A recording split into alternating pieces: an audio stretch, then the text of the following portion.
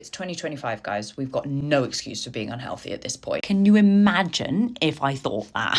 I do not think that, but some people do. People do think that no matter how sick we are, we're responsible for the choices we make and in return our health. If we change our habits, we change our health. There are no excuses. I'm actually not a big fan of the word excuses. It minimizes people's situation. For example, somebody that's working 2 jobs feels absolutely exhausted when they get home from those 2 jobs, isn't going to feel like going to the gym, and that's not an excuse, that's reality for that person. This idea that we need to take ownership into our own hands puts the blame on us. Kind of a very popular narrative at the moment. 200 weeks to go. It makes us think it's our fault and that we need to make these changes to make things better. And about you, I'm not in control to make sure that towns and cities have walkable areas for people to access and use. Nor do I think us as individuals are responsible for how expensive gym memberships are, or where gyms are located, or trying to minimize food deserts, aka food apartheid. These things aren't in our control. Made to think that they are, and that everything is our fault and it's within our control to change our lives in that way. And that it completely ignores